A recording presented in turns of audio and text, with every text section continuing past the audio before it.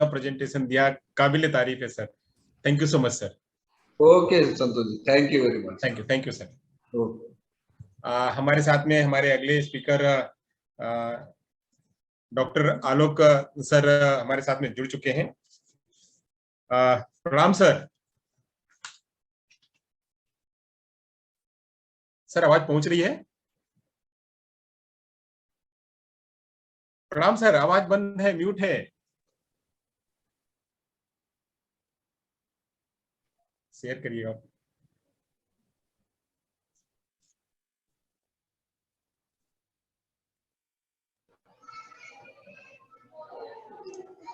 हाँ, अब आपको आवाज आ रही है? जी अब आ रही है। प्रणाम सर। नमस्कार नमस्कार सभी लोगों को नमस्कार। जी जी जी, कैसे हैं सर? जी जी जी, तो जी देखकर और भी अच्छा लग रहा है। जी राइट। सर कार्यक्रम की शुरुआत करते हैं, तो आपका एक फॉर्मल वेलकम करने के लिए हमारे विद्यार्थी, बीएड के विद्यार्थी दिनेश बंजारा को मैं आमंत्रित करूंगा कि वो सर का एक फॉर्मल तरीके से उनका स्वागत करें। दिनेश जी, आवाज पहुंच रही है? जी जी सर, पहुंच रही है आवाज मेरे पास। मेरी आवाज आ रही है? बाकी लोग अपनी आवाज को म्यूट करके रखें या फिर जो वॉलंटियर्स है वो म्यूट करके रखें। जी सर, मेरी आवाज पहुंच रही है? हाँ जी please.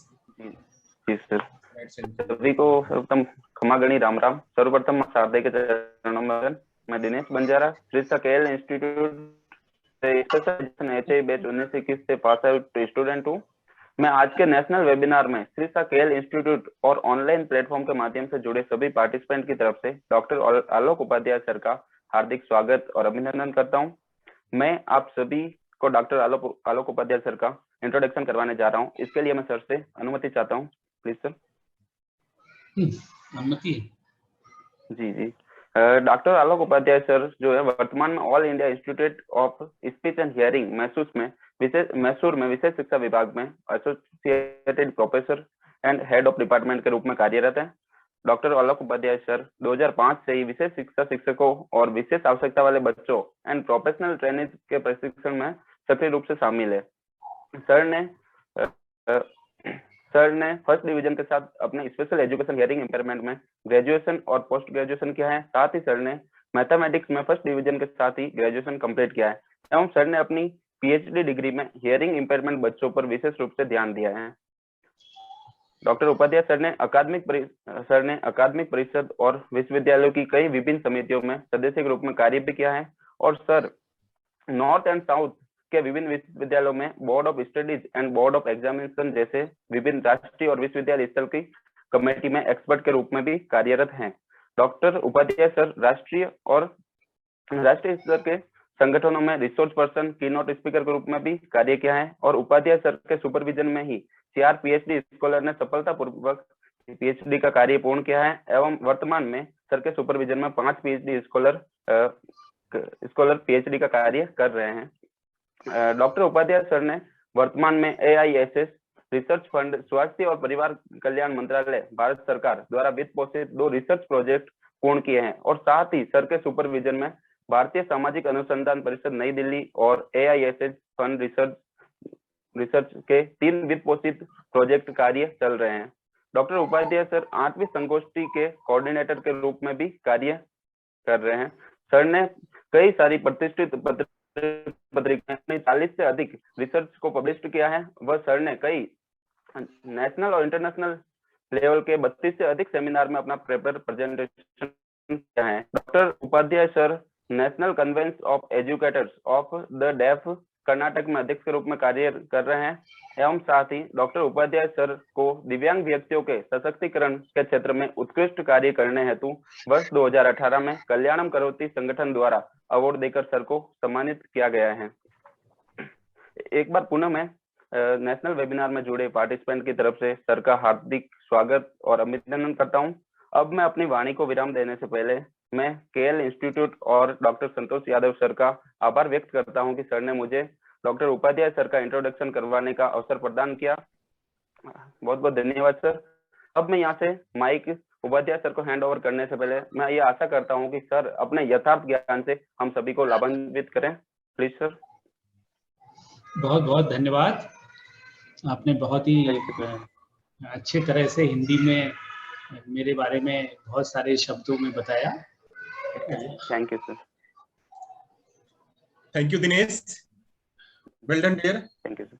Thank you sir. Sir over to you. अब हम आपको सुनना चाहेंगे, बहुत ही बेसब्री से इंतजार है हम लोगों को। यहाँ से ये प्रेजेंटेशन शेयर नहीं हो रहा है, मुझे लग रहा है आप लोगों ने उधर कुछ कर रखा है क्या? सर को कोर्स बनाई है, आपने बनाया है? सर आप होस्ट वहां से कर सकते हैं। अब नहीं, यहाँ सर अब करिए, अब करिए। अभी भी वही है। अच्छा, या फिर अगर एक बार सर डिस्कनेक्ट होकर के कनेक्ट करें तब देखें। हो गया होता है। जी, थैंक यू सर।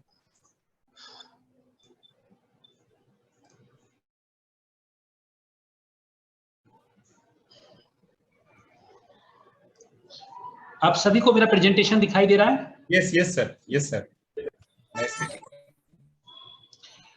तो डॉक्टर संतोष जी ने मेरे लिए जो टॉपिक दिया है वो है need for activity based learning in ECCE setting.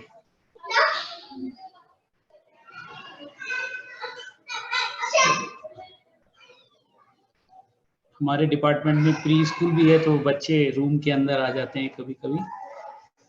हाँ, तो सब पहले इसको शुरू कि क्या है, क्यों नीड है एक्टिविटी बेस्ड लर्निंग की, इसको शुरू करने से पहले अगर हम थोड़ा बहुत ECCE के विषय में जान लें कि early childhood and care education क्या होती है और क्या क्या चीजें उसमें जरूरी हैं, तब हम इस ओर बढ़े कि एक्टिविटी बेस्ड लर्निंग की क्या आवश्यकता है, तो ज्यादा अच्छा रहेगा। डॉक्टर संतोष जी, मैं अपना प्रेजेंटेशन केवल इंग्लिश में दूं, केवल हिंदी, या दोनों को मिला के मिक्स करके? Sir bilingual. Okay, good. जी। So, as the topic assigned to me is the need for activity-based learning in ECCE setting. So first we will get to know, or we will just revise what is ECCE and what things comes under the ECCE. Then we will move towards the activity-based learning, why it is important, what are the needs for this particular type of activity-based learning. So, early childhood care and education, अगर हम भारतीय परिदृश्य की बात करें तो इसको हम इस तरह कह सकते हैं कि बच्चा है वो कहीं ना कहीं इस early childhood care and education के अंदर आता है। कुछ जगह 6 ईयर तक है, लेकिन अभी हमारा NEP आया है और उससे अलाइन करते हुए हम देखें, इवन पहले भी ये कहा जाता था 8 ईयर तक, कुछ लोग 6 कुछ लोग 8, तो 2 क्लासेस जो हैं वो भी इसी में समाहित कर दिए नए स्ट्रक्चर में। तो कह सकते हैं मोटे रूप से कि बर्थ से 8 ईयर तक जो एजुकेशन या केयर की हम बात करते हैं वो सारी early childhood care and education के अंतर्गत आती है। इसमें क्या क्या होता है कि अर्ली स्टिमुलेशन प्रोग्राम्स थ्रू क्रैचेस और Holmes stimulation for 0 to 3 years old। तो जो बच्चे बहुत छोटे हैं, 3 इयर्स तक हैं, उनके लिए हम ज़्यादातर क्रैशेस में या होम्स पर ही स्टिमुलेशन देते हैं। कुछ जगह कुछ इंस्टीट्यूशन है जो कि PIP प्रोग्राम चला रहे हैं, पेरेंट इन्फेंट प्रोग्राम। सो वहाँ पर बर्थ के बाद से लेकर 2.5 ईयर तक या 3 ईयर तक बच्चों के लिए अवसर मिलता है। उसके अलावा अर्ली चाइल्डहुड एजुकेशन प्रोग्राम जो होता है वो 3 से 6 ईयर ओल्ड के लिए होता है, और ये आसानी से हम लोग देख सकते हैं। जो पहली वाली बात है वो इतना आसान नहीं है, क्योंकि सामान्यता जल्दी नहीं मिलता है। कुछ अच्छे इंस्टीट्यूशंस हैं जो ऐसे प्रोग्राम चला रहे हैं, या कुछ ऐसे क्रशेस चल रहे हैं जहाँ बच्चे जाते हैं। लेकिन जो दूसरा नंबर आता है अर्ली चाइल्डहुड एजुकेशन में 3 to 6 ईयर, इसको हम आसानी से देख सकते हैं, खास करके गाँव में आंगनवाड़ीज में, बालवाड़ीज में, नर्सरीज में, प्री स्कूल्स के नाम से जाने जाते हैं, किंडरगार्टन्स के नाम से जाने जाते हैं, प्रिपरेटरी स्कूल के नाम से जाने जाते हैं। ये जितने भी नाम हैं, इन सब नामों में हम लोग अर्ली चाइल्डहुड एजुकेशन की बात करते हैं, जहाँ पे 3 से 6 ईयर तक के बच्चे होते हैं। Early primary education programme as a part of schooling ये 6 से 8 ईयर के बीच में आता है। अभी जो हम लोगों का नया एजुकेशन पॉलिसी आई है उसमें हम लोगों ने अपना स्ट्रक्चर चेंज किया, और स्ट्रक्चर में हम क्लास फर्स्ट और क्लास सेकंड को भी अपने फाउंडेशनल उसमें लेके आ रहे हैं, वो 8 ईयर तक जाता है। तो उसके हिसाब से हम लोग कह सकते हैं कि early primary education programme is a part of schooling for 6 to 8 years old। अब ये तो थोड़ी बहुत चीजें हैं कि क्या अर्ली चाइल्डहुड एजुकेशन है, किस एज के बच्चे इसमें आते हैं। हमारे देश में क्या है कि अर्ली चाइल्डहुड एजुकेशन को लेके या अर्ली चाइल्डहुड केयर और एजुकेशन को लेके बहुत सारी समस्याएं हैं, बहुत सारी ऐसी बाधाएं हैं, बैरियर्स हैं कि बहुत सारे लोग अपने बच्चों को इसमें नहीं भेज पाते हैं। वो बैरियर्स क्या क्या हैं, जैसे फैमिलीज एंड कम्युनिटीज, एक बैरियर ये भी है। बहुत सारी फैमिली और कम्युनिटीज इस ECC प्रोग्राम में बच्चों को भेजने के लिए या उनको नहीं लगता कि ये बहुत महत्वपूर्ण है, तो वो एक प्रकार से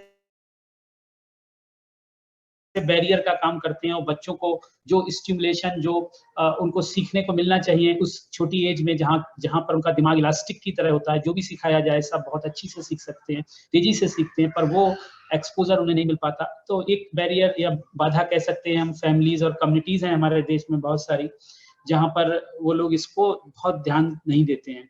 दूसरा, हमारी जो जियोग्राफिक कंडीशंस हैं, सोशल कंडीशन है, कल्चरल कंडीशन है या कल्चरल सिचुएशंस हैं, वो भी कई बार बैरियर का काम करती हैं और बहुत सारे बच्चों को ECC में प्रवेश नहीं मिलता है या वो नहीं जाते हैं, क्योंकि जियोग्राफिकली इस तरह से हमारा देश है कि बहुत सारी जगह ऐसी हैं जहाँ पर ECC सेंटर ही नहीं है, या जो इस तरह के एरियाज हैं जहाँ पर अभी काम ही नहीं हुआ है।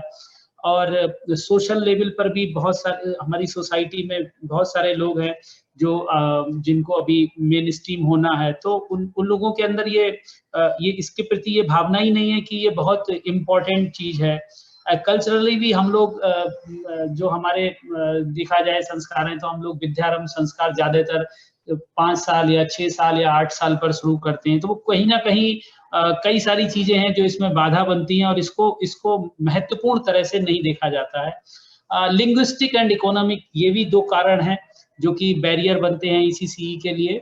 लिंग्विस्टिक, जैसा कि परिवार में क्या भाषा बोली जा रही है, और जहां अगर ECC प्रोग्राम चल रहा है उसमें अगर स्टैंडर्ड लैंग्वेज यूज हो रही है, तो कई बार बच्चों को भेजना मुश्किल होता है वहां पर, या वो लोग नहीं भेजते हैं। तो लिंग्विस्टिक भी एक बैरियर के रूप में काम करता है।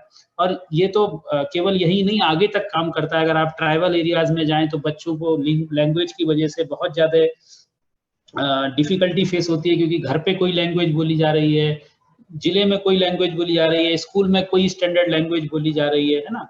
डिफरेंट लैंग्वेजेस हैं और एक लैंग्वेज के बहुत तरह के डायलेक्ट्स हैं, है ना। ट्राइबल लैंग्वेजेस डिफरेंट हैं, तो बहुत सारी चीजें लैंग्वेज से रिलेटेड हैं जो कि खास करके ECC लेवल पर बैरियर बनती हैं।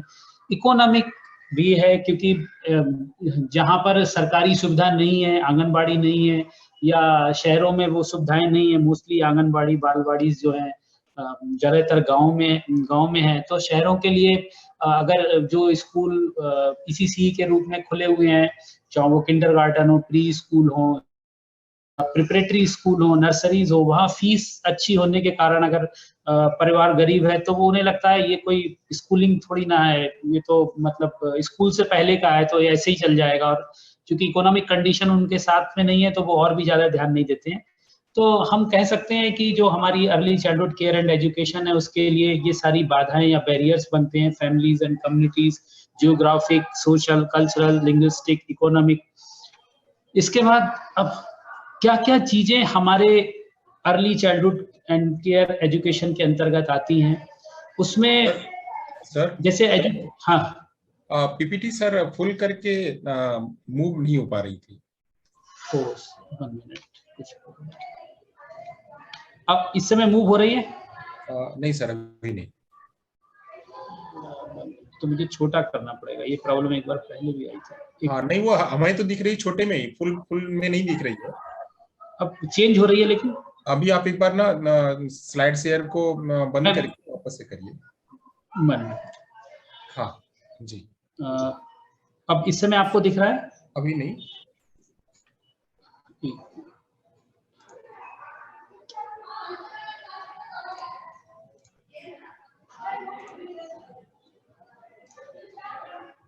एक मिनट में फिर से कर।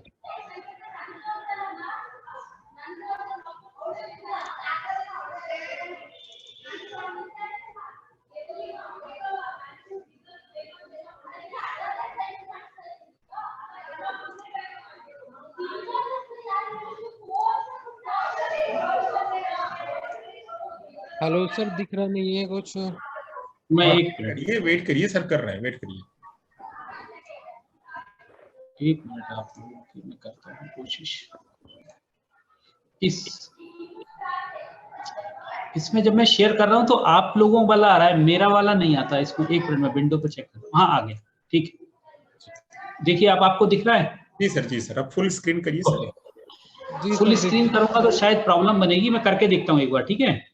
क्योंकि फुल स्क्रीन पे वो मुझे लगता है नेक्स्ट नहीं हो पाता है, मूव फॉरवर्ड नहीं होता। आ गया फुल स्क्रीन?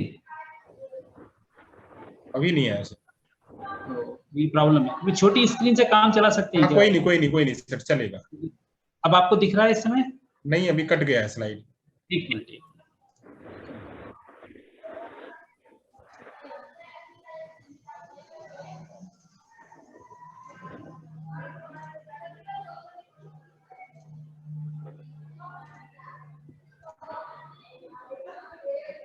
अब आपको दिख रहा होगा, आ रहा है ना? ओके, तो ये ECCE के बैरियर्स हैं जिस पर मैं आप लोगों से बात कर रहा था। कभी कभी फैमिलीज या कम्युनिटीज हमारे देश में कई जगह ऐसी हैं, जियोग्राफिक, सोशल, कल्चरल और linguistic and economic, all these works as a barriers for ECCE। So next my slide है चेंज। जी जी जी जी। ओके, तो अब हम लोग देखेंगे कि ECCE में क्या होता है, क्योंकि जब भी हम ECCE की बात करते हैं तो बहुत सारे लोग सोचते हैं कि केवल एजुकेशन से रिलेटेड चीजें होंगी, एजुकेशन होगा, लेकिन ऐसा नहीं है। ECCE में बहुत सारी चीजें हैं, जैसे केयर है। केयर से क्या, किस तरह केयर होनी है, कैसे हेल्थ के लिए अच्छी हेल्थ हो, प्ले एंड अर्ली लर्निंग कैसे हो, और न्यूट्रिशन, कौन सा न्यूट्रिशन अच्छा रहेगा। तो जो प्ले और अर्ली लर्निंग है वो इसका एक पार्ट है, वही सब कुछ नहीं है। तो ECCE के अंतर्गत बहुत सारी चीजें हैं जिसमें केयर पर हम लोग ध्यान देते हैं, हेल्थ पे ध्यान देते हैं, प्ले और डेफिनेटली उनके अर्ली लर्निंग पर क्या क्या स्टिमुलेशन चाहिए, कैसे उनको करना है, इस पर ध्यान देते हैं। उनको उनकी सेहत के लिए क्या न्यूट्रिशियस चीजें हैं, क्या न्यूट्रिशन उनके लिए अच्छा रहेगा, इस पर बात करते हैं। तो ये सारी चीजें जो हैं वो ECCE के अंतर्गत आती हैं। इसके बाद ECCE के ऑब्जेक्टिव्स क्या हैं? So ensure each child is valued, respected, feels safe and secure, and develops a positive self-concept. This is the first objective. Second, enable a sound foundation for physical and motor development of each child as per each child's potential. तो पहला तो ये है कि हर बच्चे में ये हमें सुनिश्चित करना है कि उसको वैल्यू किया जा रहा है, उसको रिस्पेक्ट दी जा रही है, वो अपने आप को फील मतलब सेफली फील करे, सिक्योर फील करे, और वो डेवलप, उसके अंदर हो पॉजिटिव सेल्फ कॉन्सेप्ट, अपने लिए एक पॉजिटिव सेल्फ कॉन्सेप्ट का डेवलपमेंट हो। ये एक पहला और मेन ऑब्जेक्टिव होता है। दूसरा है enable A sound foundation for physical and motor development. Physical and motor development is a most important skills. If these will not enhance or not develop, then others skills will not develop automatically. So this is the one of the important thing, that whatever the potential of the child, according to the potential of child, the maximum level of the development of motor and physical skills should be there. Imbibe good nutrition routines, health habits, hygiene practices and self-help skills. Enable children for effective communication and foster both receptive and expressive languages. Promote development and integration of the senses. Stimulate intellectual curiosity and develop conceptual understanding of the world around by providing opportunities to explore, investigate and experiment. तो उस बच्चे के अंदर हम कितना ज्यादा stimulation दे सकते हैं ताकि उसका इंटेलेक्चुअल क्यूरियोसिटी बढ़े, उसके अंदर जो कॉन्सेप्चुअल अंडरस्टैंडिंग है वो कैसे डेवलप हो, किसके बारे में, जो उसके आसपास की जो उसकी सराउंडिंग है उसके बारे में, उसके लिए हम कई सारी अपॉर्चुनिटीज देते हैं जिससे वो खुद ही एक्सप्लोर करेगा, खुद इन्वेस्टिगेट करेगा और एक्सपेरिमेंट करके उन सब चीजों को जानेगा। उससे उसका कॉन्सेप्ट फॉर्मेशन और कॉन्सेप्चुअल अंडरस्टैंडिंग बढ़ेगी। Enhance development of pro social skills, social competence and emotional wellbeing. ECC के अंदर जो उसका एक महत्वपूर्ण ऑब्जेक्टिव है वो ये भी है कि इन बच्चों में जो सोशल स्किल्स हैं वो इनहांस हो, सोशल कॉम्पिटेंस इनहांस हो और इमोशनल वेलबींग उनकी अच्छी हो, क्योंकि इमोशनली वो लोग अपने आप को बैलेंस कर सकें, अपने आप को सब लोगों के बीच में इमोशनली कहना चाहिए अपने आप को प्रूव कर सकें। इसके बाद है develop sense of aesthetic aspiration and stimulate creative learning processes, imbibe culturally and developmentally appropriate behavior and core human values of respect and love for fellow human beings। तो ये भी एक इसका बहुत महत्वपूर्ण ऑब्जेक्टिव है। enable a smooth transition from home to ECC center to formal schooling। so बच्चे घर से ECC सेंटर में आसानी से उनका ट्रांजिशन हो सके और ECC से फॉर्मल स्कूलिंग में वो आसानी से अपने आप को समायोजित कर सके या उनका ट्रांजिशन हो सके, ये भी एक इसका महत्वपूर्ण उद्देश्य है। क्योंकि सीधे बच्चे अगर स्कूल में जाते हैं तो उन्हें बहुत सारी डिफिकल्टीज को सामना करना पड़ता है। Enhance scope for lecture is going on, after half an hour I will call you. So enhance scope for overall personality development। So overall जो भी personality उनकी कैसे develop होगी उस पर हम लोग इस पर उसको कैसे बढ़ाना है इसको लेकर हम लोग ECC में काम करते हैं। अगर हम इसको और जितने भी मैंने ऑब्जेक्टिव कहे इन सबको अगर हम समाहित करके कहना चाहिए कम शब्दों में बात करें तो इसको हम ऐसे कह सकते हैं कि ECC में हेल्थ, न्यूट्रिशन, केयर के अलावा जो हम बात करते हैं कि प्ले और अर्ली लर्निंग की, उसके थ्रू हम लोग एक होलिस्टिक डेवलपमेंट बच्चे का चाहते हैं। ठीक है, तो जो भी चीजें मैंने ऑब्जेक्टिव्स में आपको बताई हैं उनको अगर हम क्या कहना चाहिए समराइज करके कहें तो एक होलिस्टिक डेवलपमेंट हमें बच्चे का चाहिए, मतलब हमारा ऑब्जेक्टिव है एक होलिस्टिक डेवलपमेंट हो। तो होलिस्टिक डेवलपमेंट कब होगा? जो भी ECC में एक्टिविटीज चल रही होंगी वो जो डेवलपमेंट इसमें मैंने लिखे हैं वो सारे डेवलपमेंट को कवर कर रही हो या उनसे रिलेटेड हो। जैसे लैंग्वेज डेवलपमेंट हो रहा हो, जैसे कॉग्निटिव डेवलपमेंट हो रहा हो, जैसे इमोशनल डेवलपमेंट हो रहा हो, सोशियो पर्सनल डेवलपमेंट हो रहा हो, क्रिएटिव एस्थेटिक एप्रिसिएशन उनके अंदर आ रही हो, फिजिकल एंड मोटर डेवलपमेंट उनका हो रहा हो। अगर ये सारे डेवलपमेंट उनके हो रहे हैं तो हम कह सकते हैं कि होलिस्टिक डेवलपमेंट बच्चे का हो रहा है। और इन सारे डेवलपमेंट ये केवल प्ले और अर्ली लर्निंग इंपॉर्टेंट है पर वही सब कुछ नहीं है। अगर केयर नहीं हो रही होगी, न्यूट्रिशन अच्छा नहीं बच्चे को हो रहा होगा, अगर बच्चे की हेल्थ में कोई प्रॉब्लम होगी तो ये ओवरऑल डेवलपमेंट या होलिस्टिक डेवलपमेंट नहीं हो सकता। ये सब चीजें आपस में जुड़ी हुई हैं। ठीक है, तो हम इन चारों चीजों को ध्यान में रख के बच्चे के होलिस्टिक डेवलपमेंट की बात करते हैं जिसमें इतने सारे डेवलपमेंट कराने होते हैं। अब बात आती है कि ये जो डेवलपमेंट मैंने आपको बताए हैं, language development, cognitive development, physical motor development, क्या चीजें हम इसमें करते हैं early childhood care and education में, क्यों वो महत्वपूर्ण होती हैं, तो एक एक करके हम लोग उस पर बात करेंगे। जब हम फिजिकल और मोटर डेवलपमेंट की बात करते हैं तो इसमें जो हम बच्चों के साथ एक्टिविटीज करते हैं उनका उद्देश्य होता है कि ग्रॉस मोटर स्किल्स उनकी डेवलप हो, coordination of fine muscles with dexterity उनके अंदर आए, आई हैंड कोऑर्डिनेशन उनका अच्छे से अच्छा हो, सेंस ऑफ बैलेंस उनके अंदर डेवलप हो, फिजिकल कोऑर्डिनेशन डेवलप हो, awareness of space and direction उनके अंदर डेवलप हो। तो ये सारी चीजें अगर उनमें डेवलप हो रही हैं तो हम कह सकते हैं कि उनका फिजिकल एंड मोटर डेवलपमेंट चल रहा है। तो फिजिकल मोटर डेवलपमेंट अगर हम उनको मतलब उसको इन्हांस कर रहे हैं, तो हमें ये सारे जो स्किल्स हैं इनको इन्हांस करना होगा, इनको हमें डेवलप करना होगा। अब आप लोगों को लग रहा होगा मेरा टॉपिक जो है वो तो need of activity based learning है, मैं ये आपको क्यों बता रहा हूँ, है ना। ये उससे बिल्कुल कनेक्टेड है। अगर हमें ये मालूम हो कि हमें क्या क्या डेवलपमेंट करने हैं और उन डेवलपमेंट में कौन कौन सी स्किल्स और सब स्किल्स आती हैं, तब उन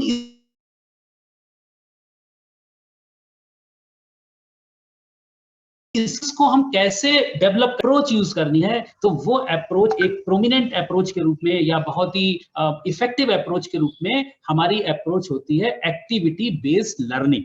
ठीक है, तो जितनी भी मैंने फिजिकल और मोटर डेवलपमेंट में आपके लिए स्किल्स एक एक करके बताई हैं कि इस आसान से शुरू होकर नीचे की डिफिकल्ट तक आने के लिए, वो उनको हम एक्टिविटीज में चेंज करेंगे और उन एक्टिविटीज को एक्टिविटी बेस्ड लर्निंग अप्रोच के हिसाब से करेंगे, और वो बहुत महत्वपूर्ण होती है, वो मैं भी आगे डिस्कस करूंगा। तो एक तो फिजिकल एंड मोटर डेवलपमेंट हुआ, दूसरा है लैंग्वेज डेवलपमेंट। तो लैंग्वेज डेवलपमेंट में क्या है, listening and comprehension, vocabulary development, letter sound correspondence, recognition of letters, building of words, sentences and early writing. इन सारी चीजों को हम लैंग्वेज डेवलपमेंट के अंतर्गत अर्ली चाइल्डहुड एजुकेशन और केयर में फोकस करते हैं। ठीक है, इसके बाद आता है कॉग्निटिव डेवलपमेंट। कॉग्निटिव डेवलपमेंट और प्री नंबर डेवलपमेंट, इन दोनों को एक साथ ही लिया जाता है ज्यादातर जगह, इसलिए मैंने इसमें भी एक ही साथ लिया है। वो अलग अलग आप नहीं कर सकते। इवन जितने भी डेवलपमेंट हैं इन सब में ओवरलैपिंग होती है। ऐसा नहीं होता कि आप कोई एक चीज सिखा रहे हो तो दूसरी चीज नहीं उनके लिए आ रही होगी। बहुत सारी एक्टिविटीज, बहुत सारी स्किल्स ऐसी हैं जिसकी वजह से एक डेवलपमेंट के साथ साथ दूसरा भी डेवलपमेंट होता है। ठीक है, तो इनमें ओवरलैपिंग होती है और ये कहना चाहिए साइमल्टेनियस हो सकते हैं, ऐसी कोई बात नहीं है। तो कॉग्निटिव डेवलपमेंट में हम लोग क्या फोकस करते हैं कि ये तो बाद में, knowledge of physical, social and biological environment, है ना। उसके बाद क्रिटिकल थिंकिंग कैसे उनमें डेवलप होगी, रीजनिंग कैसे डेवलप होगी, ऑब्जर्विंग वो कैसे करेंगे, प्री नंबर और नंबर कॉन्सेप्ट्स और ऑपरेशंस को वो कैसे सीखेंगे। ये जितनी चीजें हैं ये हम डेवलप करते हैं कॉग्निटिव डेवलपमेंट के अंतर्गत, या इन स्किल्स को फोकस करते हैं कॉग्निटिव डेवलपमेंट में। फिर आता है socio personal emotional development. Socio personal emotional development में जो हमारा है कि development of self concept, self control, self help skills, है ना, initiative and curiosity, group interaction, cooperation, expressing feeling and accepting others feeling. ये सारी चीजें जो हैं इनको हमें डेवलप करना होता है, और अगर हम ये डेवलप कर रहे हैं तो ये सारी चीजें हमारे जिस डेवलपमेंट के अंतर्गत आती हैं वो है socio personal and emotional development. अगर ये चीजें नहीं बच्चे में डेवलप हो रही हैं या ये सारी स्किल्स इनहांस नहीं हो रही हैं, तो बच्चा सोशियो पर्सनल एंड इमोशनल रूप से अनबैलेंस्ड रहेगा। ठीक है, आपको देखकर लग भी रहा होगा कि ये चीजें क्यों इंपॉर्टेंट हैं। अब इसके बाद आता है एक सेंसरी डेवलपमेंट, जो सभी लोग अच्छे से जानते हैं, विजुअल, ऑडिटरी, कैनेस्थेटिक। तो ये सब चीजें कैसे स्टिमुलेशन उन्हें अच्छे से मिले, कैसे ज्यादा डेवलपमेंट हो, ये सब चीजें इसके अंतर्गत आती है सेंसरी डेवलपमेंट के अंतर्गत। क्योंकि ये प्रेजेंटेशन सभी बच्चों के लिए है, चाहे वो कोई भी बच्चा हो, लेकिन जब हम लोग डिसेबिलिटी फील्ड में काम कर रहे हैं तो ये सारी चीजें बहुत इंपॉर्टेंट होती हैं। इसमें एक एक सब स्किल बहुत इंपॉर्टेंट है, क्योंकि हम अगर हम लोग कुछ भी मिस करेंगे तो जो हमारे दिव्यांग बच्चे हैं उनको दिक्कत हो जाएगी। कई बार क्या होता है, जो सामान्य बच्चे हैं वो बहुत सारी चीजें इन्वायरमेंट में सीख लेते हैं, है ना। टीचर से अगर कुछ छूट भी जाता है तो उन पर बहुत ज्यादा इफेक्ट नहीं पड़ता, लेकिन यहाँ पर बहुत सी चीजों को हमें फोकस करना होता है, इसलिए एक एक सब स्किल पर ध्यान देना होता है। यहाँ पे मैंने कुछ मेन सब स्किल्स ही लिखी हैं, ऐसा नहीं है केवल इतनी है, और भी ज्यादा हो सकती हैं। इसके बाद आता है development of creative and aesthetic appreciation. So इसमें क्या है कि जैसे exploring different art forms, expression and appreciation for artistic drama and dance activities, musical activities. So जब हम ये सारी चीजें उनके अंदर डेवलप करते हैं तो इसका मतलब है कि उनके अंदर creative and aesthetic appreciation development हो रहा है। ठीक है, ये जितने भी डेवलपमेंट है ये बहुत इंपॉर्टेंट होते हैं अगर हम ये कहें बच्चे का होलिस्टिक डेवलपमेंट हो रहा है। और ईसीसी का उद्देश्य ये है कि बच्चे का होलिस्टिक डेवलपमेंट हो। इसीलिए हम देखते हैं कि जो बच्चे ईसीसी के बाद स्कूल में आते हैं और उन्हें अच्छे से ईसीसी की मतलब वो रहे हैं, तो उनकी परफॉर्मेंस, जो बच्चे बिना ईसीसी के आए हैं उनकी परफॉर्मेंस में अंतर होता है, क्योंकि ये सारी चीजें उनकी उसी लेवल पर अच्छे से डेवलप हो चुकी होती हैं, या उनको वो तरीका पता होता है कि इसको कैसे करना है। ठीक है, तो मैंने जैसे आपको बताया कि ये सारी स्किल्स हैं जिनको हमें डेवलप करना है, और उद्देश्य हमारा है ओवरऑल डेवलपमेंट या होलिस्टिक डेवलपमेंट। होलिस्टिक डेवलपमेंट के लिए ये सारे डेवलपमेंट इंपॉर्टेंट है। यहाँ पर हम आयुष में जो है, क्योंकि हम कम्युनिकेशन डिसऑर्डर बच्चों पर काम करते हैं, कम्युनिकेशन डिसऑर्डर के लिए जो हमारी 5-6 डिसेबिलिटीज हैं जिनके कारण कम्युनिकेशन डिसऑर्डर होता है, वो सारी डिसेबिलिटीज को हम लोग यहाँ पर कैटर करते हैं। तो हम लोगों ने जो इसमें थोड़ा सा टेलर मोड किया है वो ये है, हम लोग फोकस करते हैं कॉग्निटिव स्किल्स पर, हम लोग फोकस करते हैं प्रीलिंग्विस्टिक स्किल पर, हम लोग फोकस करते हैं सेल्फ हेल्प स्किल पर, खास करके जो बच्चे इंटेलेक्चुअल चैलेंज्ड हैं या सीपी हैं, एएसडी हैं, क्योंकि हेयरिंग इम्पेयर्ड बच्चों के लिए सेल्फ हेल्प स्किल का इतना बड़ा इशू नहीं होता है, वो आराम से करते हैं, लेकिन जो और दूसरे तरह के बच्चे हैं उनके लिए ये सेल्फ हेल्प स्किल भी इम्पोर्टेंट होती है। उसके अलावा हम लोग जो करते हैं वो प्री एकेडमिक्स पर काम करते हैं, प्री एकेडमिक स्किल्स पर, जिसमें pre reading, pre writing, pre numbers होते हैं। और एक स्टोरी एंड राइम करके हमने स्किल बनाई, क्योंकि स्टोरी एंड राइम एक ऐसा है जिसमें आप सारे तरह के डेवलपमेंट्स को करा सकते हो। तो ये 5 है, टेलर मेड है। अब जिस इंस्टीट्यूशन को जिस तरह की जरूरत होती है वो अपने में उस तरह से चीजों को थोड़ा सा मैनिपुलेट या चेंज कर लेता है। लेकिन ओवरऑल डेवलपमेंट का मतलब यही है कि जितने सारी चीजें मैंने बताई ये सारी कैसे ना कैसे कवर हो रही हो, नाम चाहो आप कम कर दें, ज्यादा कर दें, पर वो सारी स्किल्स उनके अंदर इन्हांस करने की क्या कहना चाहिए, फैसिलिटीज प्रोवाइड कराई जा रही हो वहाँ पे।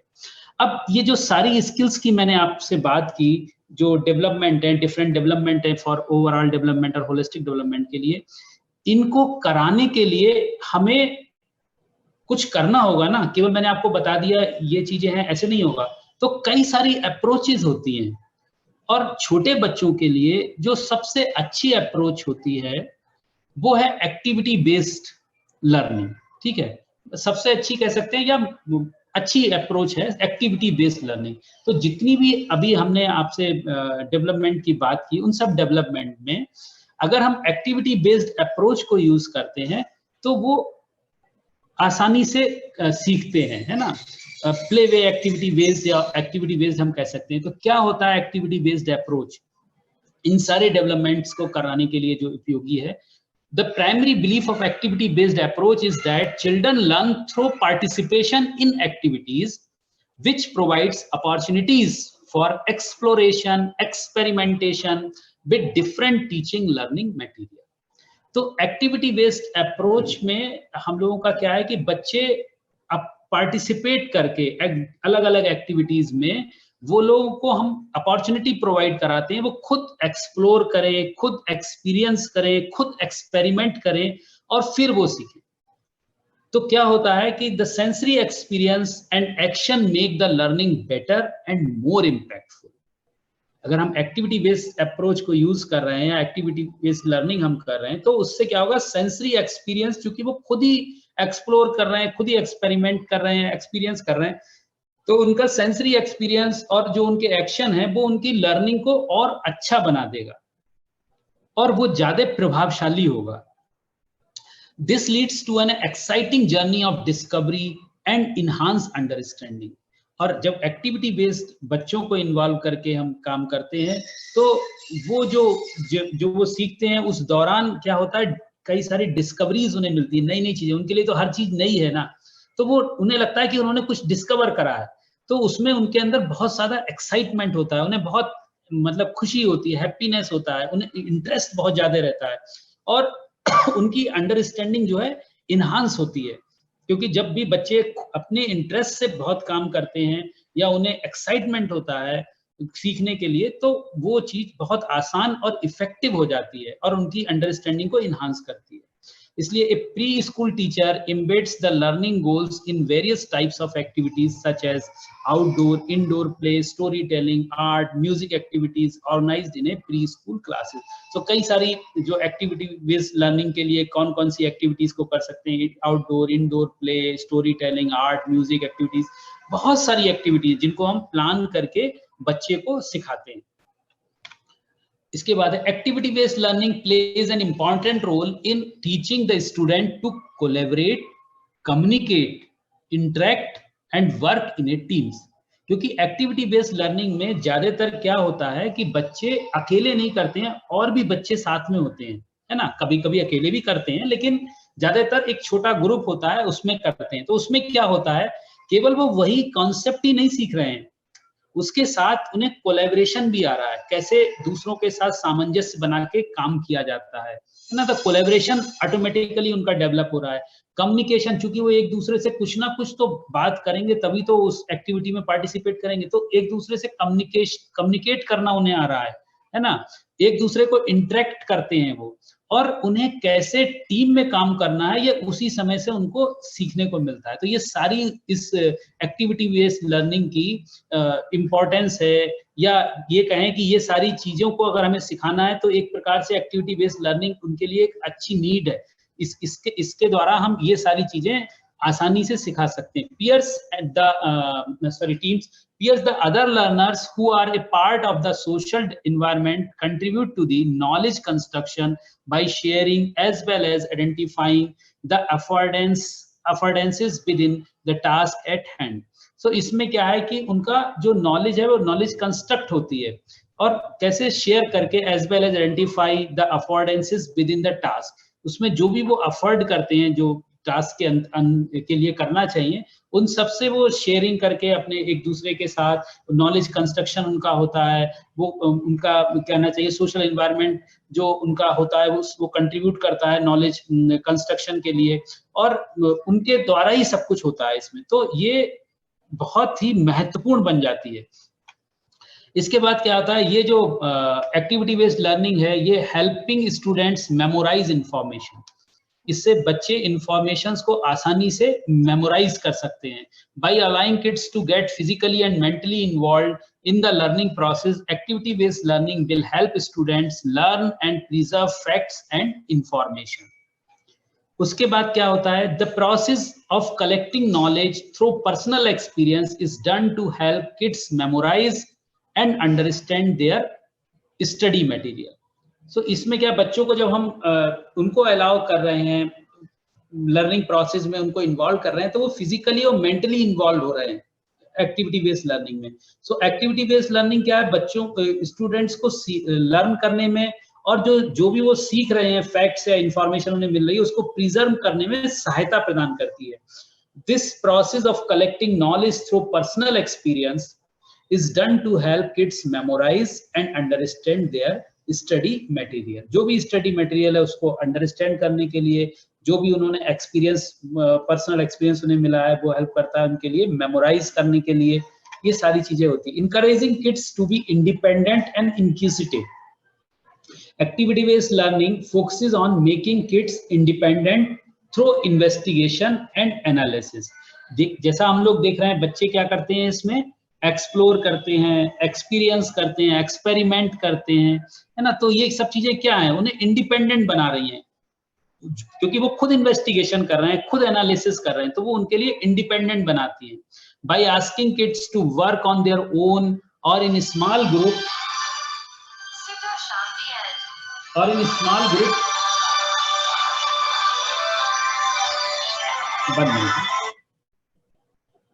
Hello, good evening, Sudarshan. I am taking one lecture, okay? They can come and sit here, no issue, okay?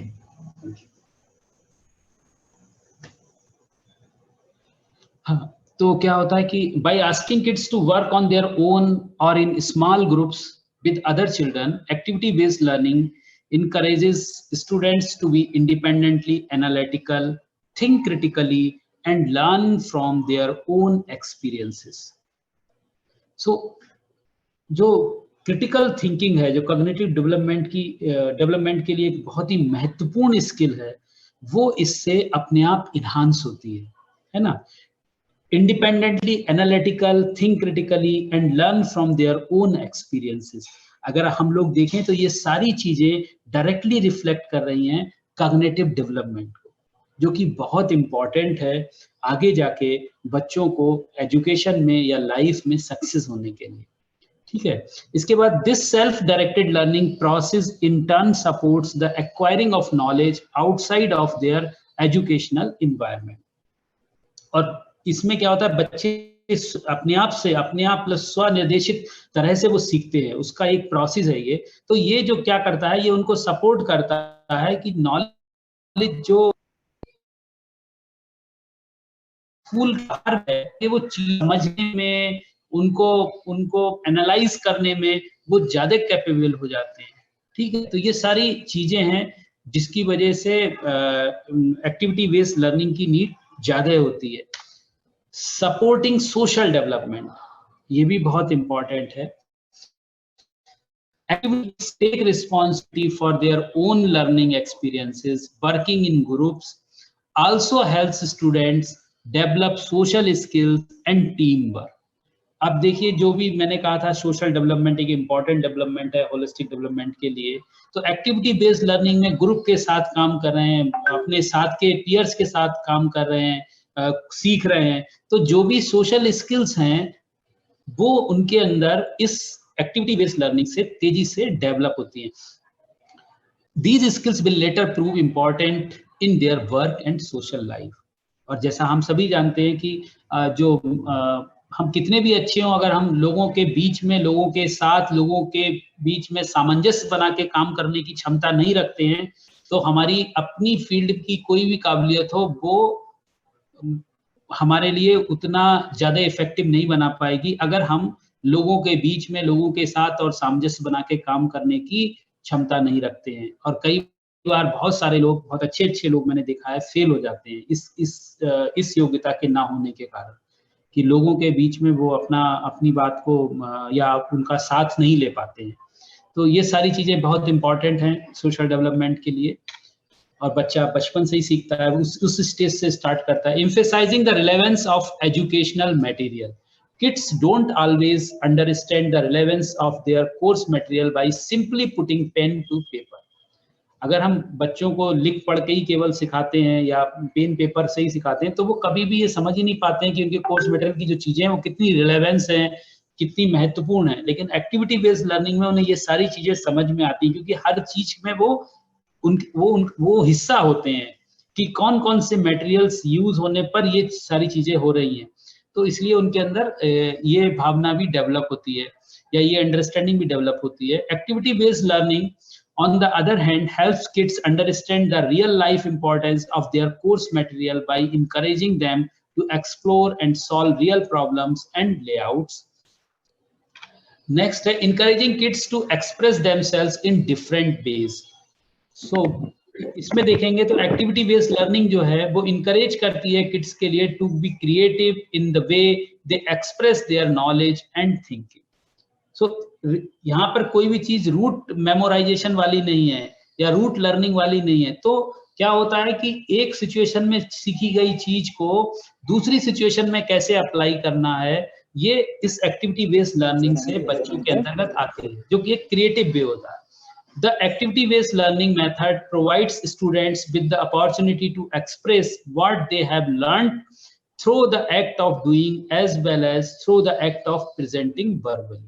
So activity-based learning method से क्या होगा, या approach कह लो, method कह ले, या activity-based learning ही कहें केवल, कि वो students को provide कराती है opportunity to express what they learned, कि उन्होंने क्या सीखा है इसको वो express कर सकें, जो सीखा है उसको अपने कार्य के मतलब वो करके दिखा सके, है ना। और आल्सो कि वो जो उन्होंने सीखा है वो वर्बली भी प्रेजेंट कर सकें बिना करे। ठीक है, तो दोनों चीजें एक्टिविटी बेस्ड लर्निंग से उनके अंदर डेवलप होती है। कई बार क्या होता है, बिना एक्टिविटी बेस्ड लर्निंग के बच्चा जब सीखता है तो वो वर्बली तो प्रेजेंट कर सकता है कि ये ऐसा हो रहा है, लेकिन वो एक्चुअल में कैसे होगा ये वो नहीं कर पाता। बट एक्टिविटी बेस्ड लर्निंग में दोनों तरह से वो करने में सक्षम होता है। इतनी सारी चीजें हमने बात की कि why activity based learning is important और what are the needs of activity learning in for ECC purpose. So अब हम लोग देखते हैं कि कैसे एक्टिविटीज हम बना सकते हैं, किन के लिए क्या मटेरियल यूज कर सकते हैं जो हमारे लिए उपयोगी रहेगा। तो यहाँ पर प्ले बेस्ड एक्टिविटीज है, तो देखते हैं जैसे यहाँ पर क्या है, एक्टिविटीज है, स्किपिंग है। स्किपिंग इंपॉर्टेंट है फिजिकल मोटर डेवलपमेंट के लिए, कंस्ट्रक्शन प्ले इंपॉर्टेंट है कॉग्निटिव डेवलपमेंट के, ड्राइंग है वो एस्थेटिक डेवलपमेंट के लिए भी है, कहना चाहिए फिजिकल मोटर डेवलपमेंट के काम भी आएगा, वो आपके कॉग्निटिव डेवलपमेंट में भी यूज होगा। तो ये सारी इन पर हम एक्टिविटीज बनाएंगे, है ना। और इंटरप्रेटिंग पिक्चर्स, इसके लिए लेकिन हमें क्या मटेरियल चाहिए, कैसे हम बच्चों को इन्वॉल्व कर सकते हैं। बहुत सारे लोग अपने आप भी जानते होंगे, स्किपिंग के लिए स्किपिंग रोप्स की आवश्यकता है as a material, construction place के लिए बिल्डिंग स्टैक्स की आवश्यकता है ना। और हम जिस जगह काम कर रहे हैं वहां पर जो रिसोर्सेज हमें उपलब्ध हैं उसके हिसाब से हम अपने आप को तैयार करते हैं, मटेरियल्स को लेते हैं। ऐसा नहीं होता कि हर बार जो एक स्टैंडर्डाइज मटेरियल मैं आपसे बात कर रहा हूँ या कहीं भी आपने पढ़ा वही हम जिस परिस्थिति में काम कर रहे हैं हमें उसके अनुसार अपने आप को अडेप्ट करके उन रिसोर्सेज का यूज करना होता है। तो ऐसे मटेरियल जो मैंने लिखे हैं जरूरी नहीं है एज इट इज मटेरियल आप लें, मतलब ये मटेरियल्स हम लोग यूज कर सकते हैं, चाक, पेपर, पेंसिल्स, पिक्चर बुक्स। सो इन सब चीजों को यूज करके हम एक्टिविटी बेस्ड लर्निंग बच्चों को दे सकते हैं। और चूंकि बहुत छोटे बच्चे हैं तो प्ले बेस्ड एक्टिविटी लर्निंग हम लोग यूज कर सकते हैं। और इसमें आप देखिए ड्राइंग है, ड्राइंग केवल उनका फिजिकल मोटर डेवलपमेंट की बात नहीं, ड्राइंग से उनके अंदर क्रिएटिव एस्थेटिक एप्रिसिएशन बढ़ेगा, ड्राइंग से उनका मोटर स्किल, क्योंकि जब वो ड्राइंग कुछ भी करेंगे तो उनको फाइन मोटर का यूज करना होगा, है ना। जब वो ड्राइंग करेंगे तो कुछ ना कुछ सोचना पड़ेगा, कॉग्निशन उनका डेवलप होगा, है ना। जब वो ड्राइंग करेंगे तो हो सकता है कि कुछ बात करके करें, कुछ हो तो लैंग्वेज डेवलपमेंट भी। तो मैंने जैसा पहले ही आपसे कहा कि कोई भी एक्टिविटी है जरूरी नहीं है कि वो एक ही तरह का डेवलपमेंट कर रहा है, ये ओवरलैपिंग हो सकता है, ठीक है। तो 5-6 प्रकार के जो मुख्य डेवलपमेंट हैं वो एक ही एक्टिविटी के थ्रू भी हो सकते हैं, लेकिन एक एक्टिविटी में हमारा फोकस किसी पर्टिकुलर डेवलपमेंट के लिए हो सकता है। जैसे हम ड्राइंग की बात करते हैं तो हम मोस्टली कहते हैं कि हम एस्थेटिक एप्रिसिएशन की बात करेंगे, या हम कहते हैं कि इससे उनके अंदर क्रिएटिविटी बढ़ेगी। ये जरूरी है कि इससे उनके अंदर क्रिएटिविटी और एस्थेटिक एप्रिसिएशन बढ़ेगा, लेकिन उसके साथ साथ दूसरे डेवलपमेंट भी कहीं ना कहीं वो सहायक होगा। ऐसे ही हम स्किपिंग की बात करें तो फिजिकल मोटर डेवलपमेंट के लिए जरूरी है ना स्किपिंग, लेकिन स्किपिंग के इसमें क्या है, कॉग्निशन भी कहीं ना कहीं इन्वॉल्व होगा। तो ऐसे हम देखते हैं, ऐसे कंस्ट्रक्शन प्ले है, तो ये सारी एक्टिविटीज हम कर सकते हैं। इसके बाद आता है activities for development of self help skill. तो पर्टिकुलरली कौन सी एक्टिविटी हम करेंगे इसके लिए, जैसे क्लीनिंग बॉडी पार्ट्स, है ना। बेसिकली ये सेल्फ हेल्प स्किल जो बच्चे हमारे दिव्यांग बच्चे हैं, जैसे ID बच्चे हैं, कभी कभी ASD बच्चे हैं, CP बच्चे हैं, इन लोगों के लिए बहुत ज्यादा आवश्यक होता है, खास करके ID बच्चों के लिए। तो सेल्फ हेल्प स्किल एक इम्पॉर्टेंट डेवलपमेट है जो उनके अंदर अगर नहीं होगा तो वो बाकी चीजें नहीं कर सकते। तो इसमें कौन सी एक्टिविटीज हम करा सकते हैं, क्लीनिंग बॉडी पार्ट्स है ना, या ड्रेसिंग है, कॉम्बिंग हेयर है, opening and closing doors and boxes है। तो इसके लिए हमें मटेरियल क्या चाहिए, अगर हम क्लीनिंग बॉडी पार्ट की बात कर रहे हैं, soap, water, brush, paste, towel, है ना। तो ये सारी चीजें हमें चाहिए। पहले हो सकता है किसी गुड्डे या गुड़िया के साथ उसको नहलाया जाए, उसके बाद क्लीनिंग बॉडी पार्ट्स उनको बताया जाए। अलग अलग एक्टिविटीज हम लोग प्लान करेंगे इसके लिए। ड्रेसिंग के लिए अलग अलग सेट के ड्रेस होने चाहिए। कॉम्बिंग हेयर के लिए एक कॉम हमारे लिए बहुत जरूरी है, तभी वो सीखेंगे। हम लोगों को लग रहा है ये बहुत सरल चीज है क्योंकि हम लोगों को मालूम है, लेकिन जब ID चिल्ड्रंस होते हैं बेसिकली तो बहुत इनके लिए ये अपने आप में एक अच्छी स्किल्स है सीखने के लिए, क्योंकि उनको ये सिखाने में टाइम लगता है ये सारी चीजें। ऐसे ही ओपनिंग क्लोजिंग डोर है, तो ओपनिंग क्लोजिंग डोर आप लोगों को लग रहा हो क्या है ओपनिंग क्लोजिंग डोर, लेकिन उनके लिए ओपनिंग क्लोजिंग डोर भी बहुत बड़ा है। बटनिंग, अनबटनिंग, ये सारी चीजें मैंने इसमें यहाँ पर मेंशन नहीं की है, बहुत सारी एक्टिविटी हो सकती है, केवल कुछ एक्टिविटीज दिखाई है। उस मटेरियल के साथ हम एक्टिविटी बेस्ड लर्निंग करते हैं। एक्टिविटीज फॉर मोटर डेवलपमेंट, तो मोटर डेवलपमेंट के लिए pouring द लिक्विड्स है, पुटिंग थिंग्स है इन ऑर्डर, फोल्डिंग क्लॉथ्स हैं, तो ये सारे इन सब से हम एक्टिविटीज इनकी बना मतलब उनके बच्चों के साथ कराते हैं। उसके लिए हमें मटेरियल क्या चाहिए, ग्लासेस चाहिए, बॉल्स एंड बुक्स चाहिए, क्लॉथ्स चाहिए। Activities for pre academic development, number concept, इसके लिए जैसे अंडरस्टैंडिंग मीनिंग ऑफ जीरो, एक कैसे हम करेंगे इसको, एक्टिविटी बेस्ड बनाएंगे। और knowing odd and even numbers, naming and recognizing coins, या knowing names of geometrical shapes and recognizing them. So इन सब के लिए हमें क्या क्या मटेरियल चाहिए जो एक्टिविटी बेस्ड इनको बना के हम सिखा सकते हैं। कार्ड्स चाहिए या एक्चुअल ऑब्जेक्ट्स एंड कार्ड चाहिए। अगर हम देखें तो अगर हम नेमिंग एंड रिकॉग्नाइजिंग कॉइन्स सिखा रहे हैं तो कॉइन्स ऑफ डिफरेंट वैल्यूज हमें चाहिए होगा। अगर हम knowing names of geometrical shapes करा रहे हैं तो ज्योमेट्रिकल शेप्स चाहिए, ठीक है। तो अपने लोकल रिसोर्सेज के आधार पर क्या हम प्रोवाइड करा सकते हैं, जैसे मैंने पहले कहा, वो हम देखते हैं। ऐसे ही activities for environmental concept, so environmental concepts क्या क्या है, जैसे टेम्परेचर है, compressibility, elasticity, plant and animal life, ये सारी इनको हम एक्टिविटी में चेंज करेंगे। तो मटेरियल क्या चाहिए होगा, हॉट एंड कोल्ड वाटर चाहिए, फूड चाहिए, थर्मिक सेंस मटेरियल चाहिए, हमें बैलून चाहिए। अगर हम कंप्रेसिबिलिटी को उन्हें कॉन्सेप्ट देना है, सिखाना है, तो उसके लिए एक्टिविटीज में चेंज करने के लिए क्या होगा, बैलून है, रबर है, इन सबको एक्टिविटी देके इससे रिलेटेड बच्चे खुद एक्सपीरियंस करेंगे कि क्या कंप्रेसिबिलिटी है, आसान होगा उन्हें वो कॉन्सेप्ट सिखाना। इलास्टिसिटी है तो रबर बैंड्स हो गए, इलास्टिक हो गए, इनका हम प्रयोग कर सकते हैं एक बच्चों के साथ, बच्चों के ग्रुप के साथ एक्टिविटी बेस्ड बना के। प्लांट एंड एनिमल लाइफ के लिए प्लांट पिक्चर्स ऑफ एनिमल्स हैं, है ना। जितना ज्यादा अच्छा हो हम रियल ऑब्जेक्ट दिखाएं, लेकिन एनिमल में कोई जब हम लाइन पढ़ा रहे हैं तो ओरिजिनल लाइन लाना ठीक तो नहीं होगा, ना मिल पाएगा। तो तब हम क्या करते हैं, पिक्चर का यूज कर सकते हैं, मॉडल का यूज कर सकते हैं, उसको एक्टिविटी बेस्ड बना सकते हैं, ठीक है। स्टोरी के आधार पर स्टोरी टेल करके, या स्टोरी या राइम्स के आधार पर, या अलग मॉडल देखकर ग्रुप बना के, तो ये सब एक्टिविटी बेस्ड के अंतर्गत आएगा। Activities for development of aesthetic and creative skills, तो कैसे हम उनकी एस्थेटिक और क्रिएटिव स्किल्स बढ़ा सकते हैं, तो उसके लिए एक्टिविटीज क्या क्या होंगी। कटिंग पेस्टिंग, स्टार्टिंग तो यहीं से होती है। कटिंग पेस्टिंग के लिए अगर हम सबसे पहले सिखाएंगे तो क्या है, मटेरियल क्या चाहिए, सीजर्स चाहिए, गम चाहिए, पिक्चर्स चाहिए, toy making out of best material. अगर हमें ये सिखाना है तो हम यहाँ मैंने जो लिखा है जरूरी नहीं वही चीजें आप लोग यूज करें, आपके हिसाब से जो हो, जैसे बॉटल्स है, शेल्स है, इनका हम प्रयोग कर सकते हैं, है ना। बच्चों के साथ काम कर सकते हैं एक्टिविटी बेस्ड बना के। क्ले मॉडलिंग है तो क्ले के विषय में बताने के लिए तो क्या करेंगे, क्ले मटेरियल के रूप में यूज करेंगे।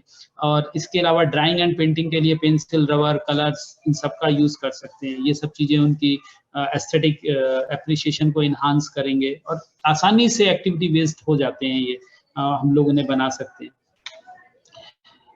तो ये सारी चीजें कुछ मैंने इसके अंदर आपको बताई कि कैसे, क्या ECC है, क्या उसके ऑब्जेक्टिव हैं। जो मेन ऑब्जेक्टिव है वो है जिसको कहना चाहिए ओवरऑल डेवलपमेंट, है ना, या होलिस्टिक डेवलपमेंट। होलिस्टिक डेवलपमेंट के लिए कई सारे डेवलपमेंट्स हैं जिनको हमें इन्हांस करना होता है, डेवलप करना होता है। वो सारे डेवलपमेंट जो हैं वो अगर हम एक्टिविटी बेस्ड करके करेंगे तो ज्यादा अच्छा होगा। और एक्टिविटी बेस्ड क्यों अच्छा है इस पर मैंने आपसे बात की। तो उसके बाद कैसे हम एक्टिविटीज में चेंज करते हैं, कुछ मैंने डेवलपमेंट की स्किल्स लिखी और मटेरियल्स पर बात की। तो इस तरह से हम लोग एक्टिविटी बेस्ड लर्निंग को यूज कर सकते हैं। और एक्टिविटी बेस्ड लर्निंग, खास करके प्ले बेस्ड एक्टिविटी लर्निंग, छोटे बच्चों के लिए बहुत ही इम्पोर्टेंट होती है और बहुत ही आसानी से इफेक्टिवली उनके अंदर कई सारे डेवलपमेंट्स या हम कहें ओवरऑल डेवलपमेंट कर सकते हैं। इसके बाद मैं आपको बताना चाहूँगा, अभी हम लोगों ने 3 अर्ली चाइल्डहुड एजुकेशन पर मैनुअल रिलीज किए हैं और ये हमने basically children with hearing impairment के लिए डेवलप किए हैं। इसमें कॉग्निटिव स्किल्स जो हम डेवलप करते हैं, उन कॉग्निटिव स्किल्स के लिए 3 ईयर से लेके 6 ईयर तक हर 6 मंथ में कौन से कॉन्सेप्ट होने चाहिए, ठीक है, और उन कॉन्सेप्ट में कितनी एक्टिविटीज हमें करानी चाहिए, ये सारी चीजें बहुत ही इलेबोरेटली डिस्कस की गई हैं, एक्सप्लेन की गई हैं और पिक्चर द्वारा उनको दिखाया भी गया है। और इस तरह से पूरा अर्ली चाइल्डहुड एजुकेशन जो 3 इयर्स का प्रोग्राम होता है, ये बेसिकली बनाया गया है चिल्ड्रन विद हियरिंग इम्पेयरमेंट के लिए, लेकिन ये सभी चिल्ड्रंस के लिए यूज हो सकता है, क्योंकि एक्टिविटीज चिल्ड्रंस में कम या ज्यादा हो सकती हैं, लेकिन होती वैसी एक्टिविटी है ना। तो एक ये अर्ली चाइल्डहुड एजुकेशन का जो मैनुअल है, उसका एक मॉड्यूल है कॉग्निटिव स्किल्स के लिए, बच्चों में कैसे डेवलप करना है। दूसरा हम लोगों ने बनाया है नॉलेज आर्ट्स के लिए, तो उनका जो लिंग्विस्टिक डेवलपमेंट कैसे होगा 3 से 6 साल के बच्चे के लिए, 3 साल से 3 साल 6 महीने तक का जब बच्चा होता है, तो कौन सी कॉन्सेप्ट्स को हमें डेवलप करना होता है, उन कॉन्सेप्ट्स के लिए हमें कितनी एक्टिविटीज को यूज करना है, एक एक करके ऑर्डर वाइज इसमें सारा एक्सप्लेन किया गया है। और तीसरा मॉड्यूल है हमारा इस मैनुअल का अर्ली चाइल्डहुड एजुकेशन का, वो प्री नंबर स्किल है। तो प्री नंबर जब हम बच्चों को सिखाते हैं, तो उसमें वही 3 से 6 साल की एज के बच्चों के लिए 6-6 महीने पर कौन से कॉन्सेप्ट हमें सिखाने हैं ऑर्डर वाइज, और उस कॉन्सेप्ट में कितनी एक्टिविटीज आएंगी, ये सब बहुत अच्छे से दिया गया है। अगर आप लोग इच्छुक हो तो इसको मंगा सकते हैं यहाँ से, ये पब्लिक के लिए है और बहुत ही कहना चाहिए कम प्राइस में रखा गया है, इसलिए क्योंकि सेंट्रल गवर्नमेंट का इंस्टीट्यूशन है, और तीनों बहुत ही महत्वपूर्ण है सभी तरह के बच्चों के लिए। और इसके बाद मैं आपके लिए धन्यवाद कहना चाहूंगा कि आपने मुझे प्रेजेंटेशन का अवसर दिया, और आप लोगों की जो भी जिज्ञासाएं, प्रश्न आप लोगों के मस्तिष्क में चल रहे हो, मुझसे पूछ सकते हैं। डॉक्टर संतोष जी, जी sir handing over to you. Thank you sir, आपका प्रेजेंटेशन बहुत ही बढ़िया रहा, और early childhood care and education पर कैसे फोकस करना है, कौन सी एक्टिविटी लेनी है, उसको बाकायदा एग्जांपल्स के साथ में फिगरेटिव मैनर में आपने समझाया सर, बहुत ही मजा आया, सुंदर, सबको समझ में भी आया होगा। ले लेते हैं लोगों के कुछ अगर प्रश्न लोगों को। दिव्या भदौरिया को पूछना चाह रहे हैं क्या? पूछना चाहते हैं तो म्यूट कर लीजिए अपनी आवाज को। तो यहाँ से किसी को अगर कुछ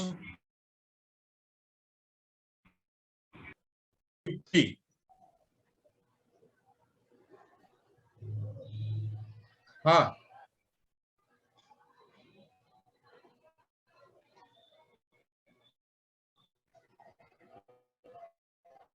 हेलो, कोई है पूछने के लिए?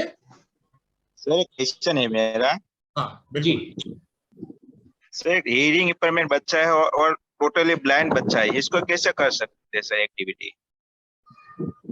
सर एक्टिविटीज जो होती हैं वो लगभग एक जैसी ही होंगी, लेकिन बच्चे की डिसेबिलिटी और सीवियरिटी के अनुसार वो एक्टिविटीज कम या ज्यादा हो सकती है। सर टोटली ब्लाइंड भी है, हियरिंग भी इंपेयरमेंट है, तो कैसे हम करवा सकते हैं? कुछ सुनता भी नहीं है ना देखता भी नहीं है, तो कैसे करें? उसके लिए आपको जो हमारा मैनुअल है ना, उसको आपको लेना होगा। जैसे कोई भी एक कॉन्सेप्ट है, ठीक है, उस कॉन्सेप्ट में जितनी एक्टिविटीज दे रखी हैं, एक एक करके वो सारी एक्टिविटी उस बच्चे की दोनों डिसेबिलिटीज को ध्यान में रखते हुए हमें उसको बच्चे के साथ करना होगा। यस।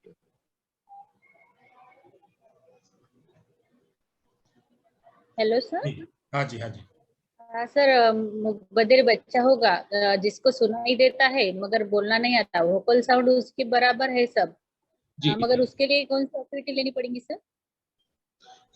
मैडम ऐसे तो मैं पूरे मॉड्यूल्स हैं, किसी एक मिनट मैं आपको बताता हूँ, 1 मिनट मुझे दीजिए।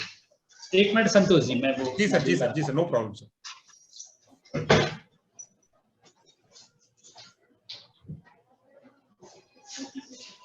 पोको C3 अभी आपकी तरफ आते हैं हम। बेस्ट सेशन कहने से पहले मतलब थोड़ा कुछ कहिए, बात करिए, उतना कहने से नहीं चलेगा।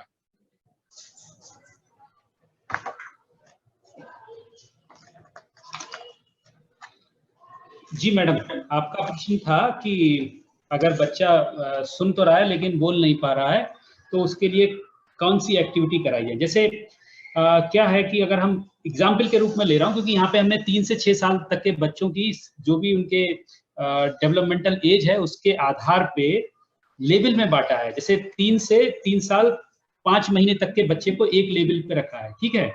जैसे 3 साल 7 महीने से लेके 3 साल 11 महीने तक के बच्चे को दूसरे लेवल पे लिखा है। तो दूसरे लेवल जब बच्चा होता है, एग्जाम्पल के लिए बता रहा हूँ आपको, तो दूसरे लेवल पर बच्चे के लिए जो हमें कॉन्सेप्ट देना है, थीम्स देने हैं फॉर सेंसरी परसेप्शन और कॉग्निशन के लिए, ये कॉग्निटिव डेवलपमेंट की बात कर रहा हूं मैं, ठीक है। तो कॉग्निटिव डेवलपमेंट में 3.7 से लेके 3.10 के लिए जो कॉन्सेप्ट्स हमने लिए हैं उसके एज के अकॉर्डिंग, वो है time concept, parts of the day, morning, night, afternoon, special concepts, relative positions of front and back, up and down, in and out, sensory visual motor integration, sensory perception and cognition, memory for sights and sound। इस तरह से concept है। अब मैं एक concept को आपको लेता हूं, फिर बताता हूं उसमें कौन कौन सी एक्टिविटीज हम लोग यूज करेंगे, ठीक है मैडम। एक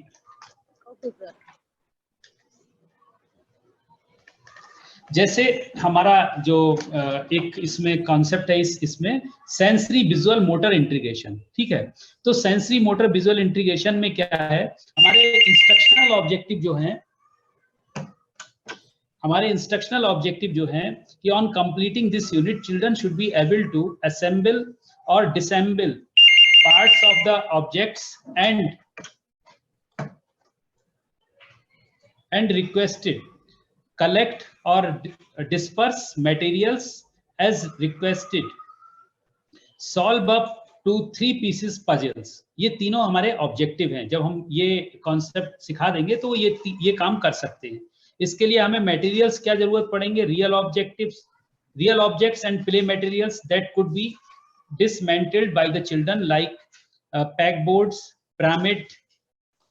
pyramid rings, etc. Assorted collection of objects with containers like chocolates in boxes, flowers in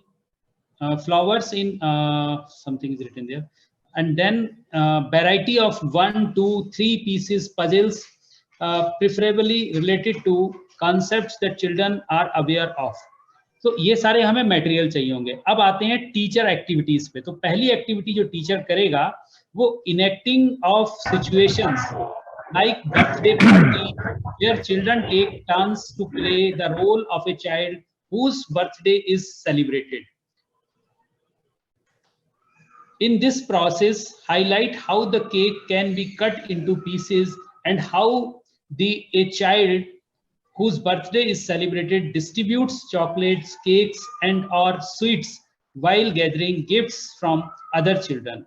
ये फर्स्ट एक्टिविटी इसमें होगी। दूसरी एक्टिविटी है आइडेंटिफाई, डिस्पर्स और converse state of objects in real time, arrangements and depicted in visual images. Like that madam, इसके अंदर हमारी जो एक्टिविटीज हैं वो 6 एक्टिविटीज हैं। तो 6 एक्टिविटीज करने के बाद बच्चे में जो है वो ये 3 चीजें जो हमने जो हमारे ऑब्जेक्टिव्स हैं कि assemble and disassemble part of object as requested, collect or disperse materials as requested and solve up to 3-piece puzzles, they will learn these 3 objectives।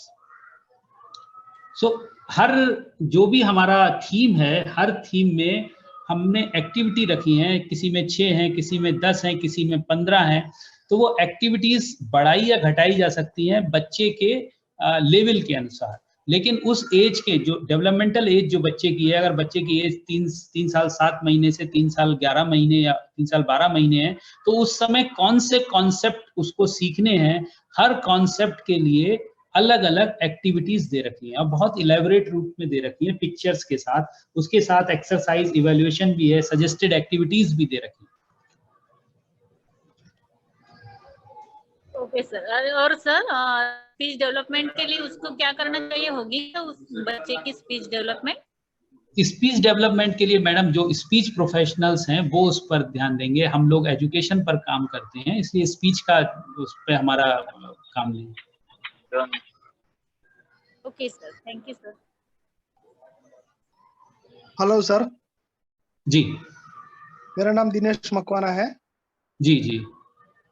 और मेरा एक मैं आपसे थोड़ा जानना चाहता हूँ कि जो मल्टीपल डिसेबिलिटी वाले बच्चे होते हैं जी और खास करके VI और HI जी, दोनों जो साथ में होते हैं डेफ ब्लाइंड, डेफ हाँ, ब्लाइंड deafblind, जी। तो उनके लिए स्पेशल स्कूल सही रहेगा कि घर पे रहकर इस जो नॉर्मल स्कूल में पढ़ते हैं और हम हाँ। लोग उनको पढ़ाने जाते हैं वो अच्छा रहेगा? बेस्ट कौन सा अच्छा रहेगा? ये इस पर निर्भर करता है कि उनका कितना अर्ली आइडेंटिफिकेशन हुआ है, कितना अर्ली इंटरवेंशन हुआ है।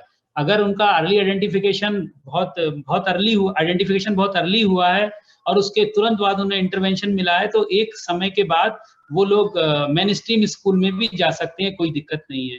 और दूसरी चीज, डिसेबिलिटी की जो सीवियरिटी है उस पर निर्भर करता है कि वो स्पेशल स्कूल में ही रहेंगे या वो मेन स्ट्रीम स्कूल में भी जा सकते हैं। लेकिन नो डाउट अगर अर्ली आइडेंटिफिकेशन हुआ है और अर्ली इंटरवेंशन हुआ है और अच्छे से इंटरवेंशन हुआ है तो वो लोग मेन स्ट्रीम में आराम से जा सकते हैं। बराबर। तो सर क्या गांव में क्या देखने को मिलता है कि गांव में इसकी 10-12 साल की एज हो चुकी है जी, पर जो इसका कुछ डेवलपमेंट के नाम पे बहुत ही सीवियर है। अभी जो बच्चे सामने थोड़े आते हैं ना, डेफब्लाइंड बहुत कम मिलते हैं, लेकिन जो मिलते हैं ना उसमें डेवलपमेंट बहुत ही नहिवत होता है, कम। नहीं तो वो गांव में अगर गांव में ये है ना, वो सुविधा है नहीं है, अगर सुविधा नहीं है तो वो काम प्राइमरी स्कूल में भी जा सकते हैं, लेकिन उनको एक्स्ट्रा उनके लिए केयर है, IEP है, इन सब के लिए ध्यान देना पड़ेगा। ठीक है। और जैसा आपने बताया 10-12 साल का हो गया है, उसका आइडेंटिफिकेशन इंटरवेंशन नहीं अच्छे से हुआ है, तो निश्चित है कि वहां पर उसको बहुत दिक्कतें होंगी।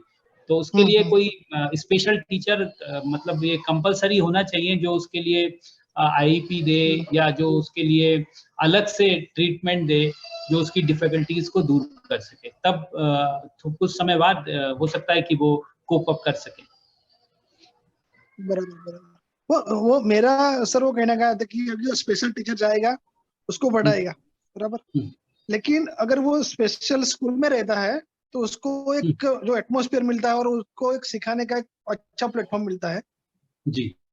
इस हिसाब से मैं थोड़ा मेरा कहना का था नहीं, उसको हमारे स्पेशल एजुकेटर्स तो जो भी हैं वो सब बहुत मेहनत करते हैं, हम सभी लोग जानते हैं। ठीक है। हाँ, तो उनको तो अक्सर आप चाहे स्पेशल स्कूल में दें तब भी उन्हें बहुत मेहनत से काम करना होता है, और अगर उन्हें जनरल स्कूल में जाते हैं तब भी उन्हें बहुत मेहनत से काम करना ही होता है। तो टीचर जब मेहनत से काम कर रहा है तो स्ट्रीम कोई भी हो, चाहे मेन स्ट्रीम हो चाहे स्पेशल स्कूल हो, वो कोई बहुत ज्यादा फर्क नहीं पड़ेगा।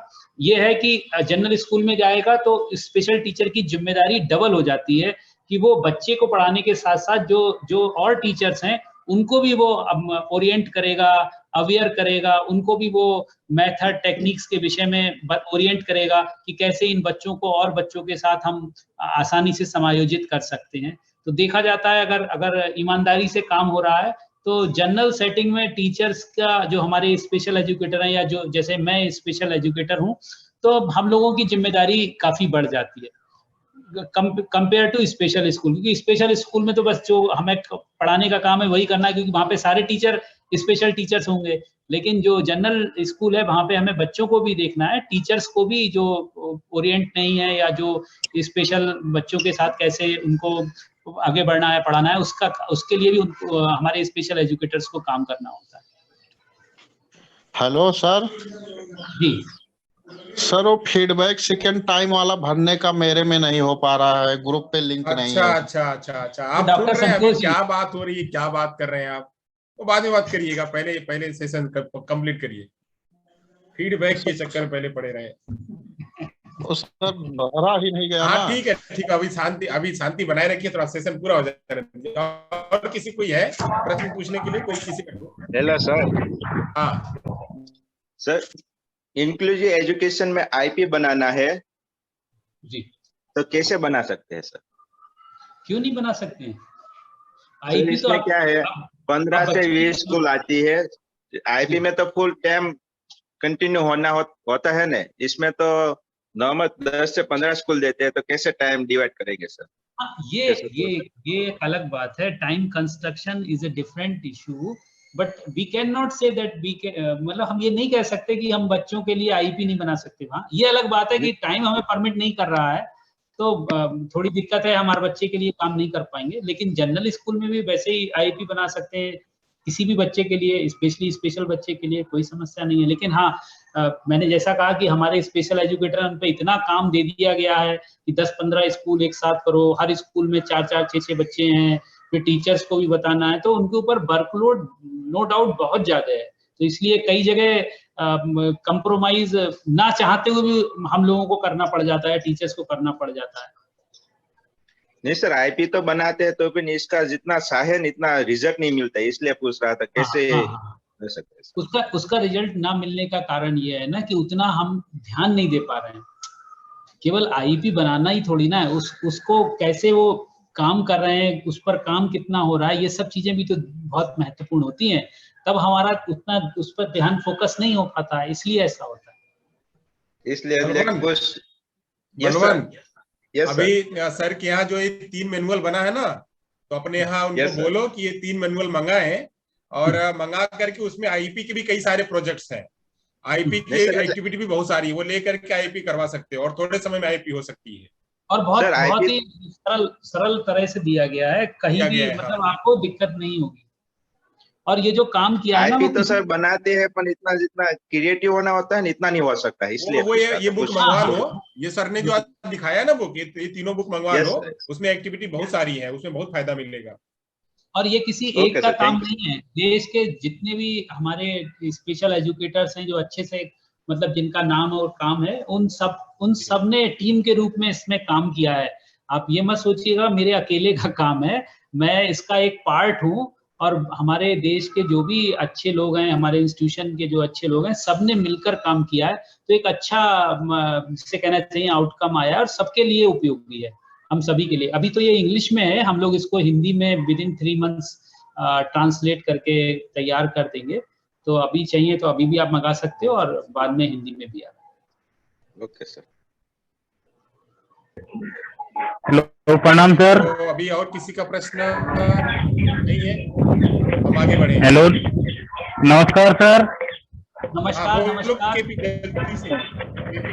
सर मैं ये बोल रहा था कि सर मेरे क्लास में ना 2nd क्लास में सर एक लड़की है, डेफ है सर वो। सर वो अपने इमोशंस कंट्रोल में नहीं कर पाती है सर। जैसे किसी बच्चे ने अगर उनसे पेंसिल छीन ली तो सर वो पूरे दिन तक भी किसी से बात नहीं करेगी, नहीं कोई एक्टिविटी करेगी, नहीं कोई शब्द लिखेगी। तो सर उसको कैसे हैंडल करें? उसके लिए आपको क्यों उसके इमोशन जो है अनबैलेंस्ड हो रहे हैं, पहले उन कारणों को आपको पता करना होगा, ठीक है सर? वो जनरल स्कूल में है और सर पूरे क्लास में एक ही बच्ची है। आप बिल्कुल सही कह रहे हैं, जनरल स्कूल में हो या स्पेशल स्कूल में हो, जो भी बच्चा ऐसा होता है, या कई बार तो हम लोगों के साथ में कुछ लोग ऐसे होते हैं ना, उनके इमोशनल बैलेंस ही नहीं होते हैं, जरा सी बात पे बिगड़ जाते हैं, जरा सी बात पे नाराज होकर चले जाते हैं, जरा सी बात पे लड़ना। सेम वही कंडीशन है sir, same to same condition है सर। और तो हमें पहले वो कारण पता करने होंगे कि क्यों ऐसा हो रहा है, ठीक है? उसके पारिवारिक पृष्ठभूमि पता करनी होगी, फैमिली में क्या हो रहा है।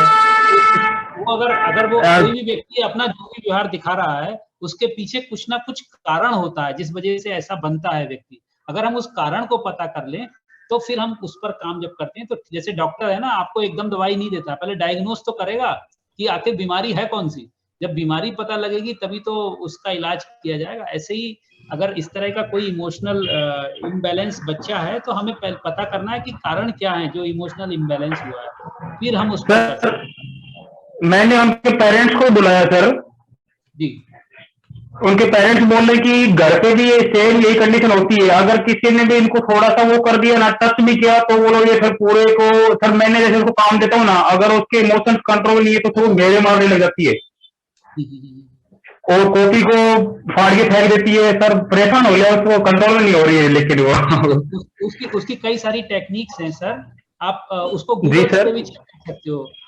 इस इमोशनल पहले तो कोई अच्छा साइकोलॉजिस्ट से आप राय ले सकते हो, वो ज्यादा अच्छे से बताएगा, नहीं तो गूगल पे भी आप ढूंढ सकते हो। उसमें बहुत सारी टेक्निक्स हैं, जो बच्चे इस तरह का बिहेव करते हैं उनको कैसे हम उनको चेंज लाएं, तो आपको आराम से आपको उन टेक्निक्स पर काम करना होगा बच्चे के साथ। जी sir, thank you sir. Thank you KP, thank you Balwant, thank you Maharashtra से कौन बहन थी वो, और जिन लोगों ने प्रश्न पूछे सबके बहुत बढ़िया बढ़िया प्रश्न थे और काफी अच्छा डिस्कशन हुआ, हेल्दी डिस्कशन हुआ। सर ने बहुत बढ़िया तरीके से बखूबी से सबका जवाब भी दिया और सारे प्रश्नों का जवाब एकदम सरल तरीके से सरल शब्दों में सर ने दिया। सर उसके लिए पूरे पार्टिसिपेंट्स की तरफ से आपका बहुत बहुत धन्यवाद। एक फॉर्मल धन्यवाद करने के लिए मैं हमारे कॉलेज के लेक्चरर दयाबेन वांकानी से मैं विनती करूंगा कि वो सर का फॉर्मल तरीके से वोट ऑफ थैंक्स करें। दयाबेन।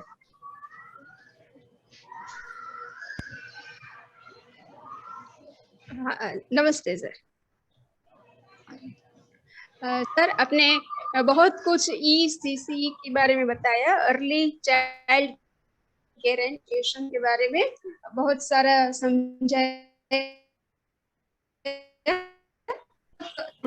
ECC है क्या, उसमें कौन कौन से बैरियर इंडिया में है और उसके कंपोनेंट्स कौन कौन से, उसके ऑब्जेक्टिव्स क्या क्या है, कि फिजिकल मोटर डेवलपमेंट जैसे कि होलिस्टिक डेवलपमेंट यानी कि संपूर्ण विकास बच्चों का क्या होता है, बच्चे में कौन कौन से डेवलपमेंट होंगे तो उसको होलिस्टिक डेवलपमेंट हम कहेंगे। और ये सब डेवलप करने के लिए हम कौन सी एक्टिविटी कर सकते हैं, यानी कि कौन से डिसेबिलिटी के आधार पर बच्चों का कौन सा डेवलपमेंट हमें करना है तो हम कौन सी एक्टिविटी कर सकते हैं। इसके लिए सभी टीचर्स जो स्पेशल एजुकेशन से रिलेटेड है एवं सभी नॉर्मल अगर सामान्य टीचर्स है तो उसको भी ये बहुत ही यूजफुल एक्टिविटीज है कि उनको कौन सा डेवलपमेंट करना है उसके आधार पर ये एक्टिविटी चूज कर सकते हैं। तो आपने बहुत ही अच्छा समझाया, बहुत अच्छा नॉलेज दिया है, इसके लिए आपका बहुत बहुत धन्यवाद।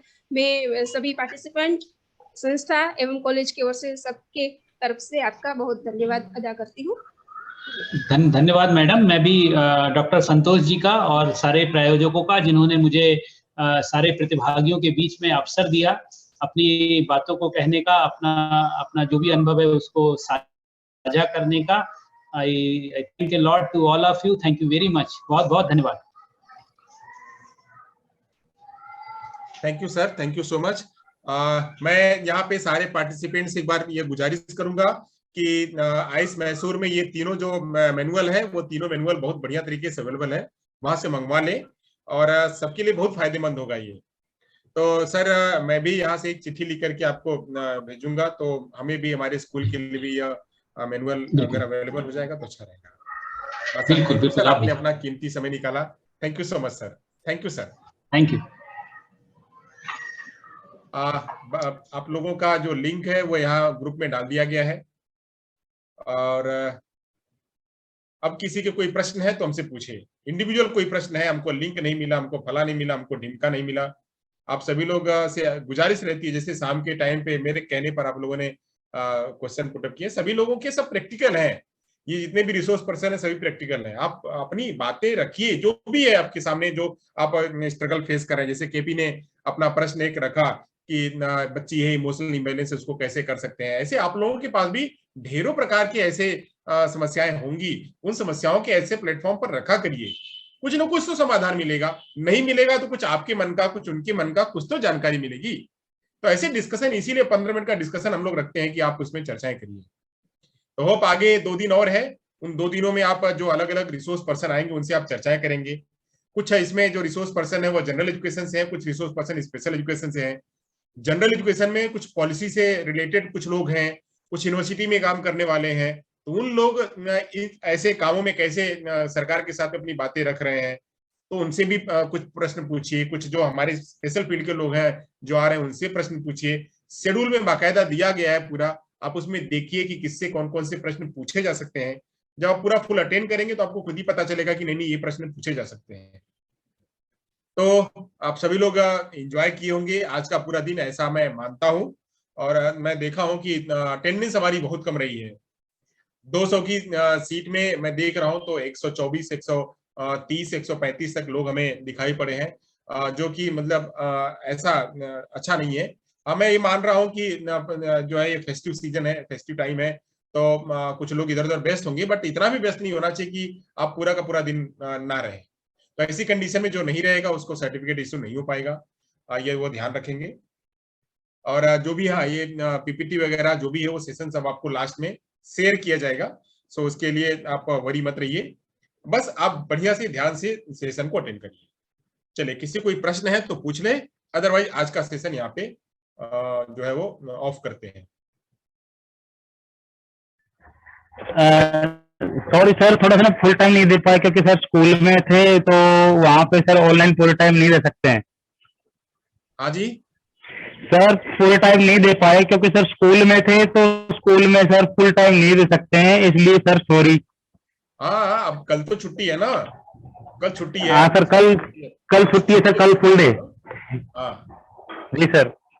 जहाँ जहाँ पे है वहाँ पे अटेंड करो, जहाँ नहीं है वहाँ फोन करके, और अभी सीख लो, सीखने का टाइम है सीखने का।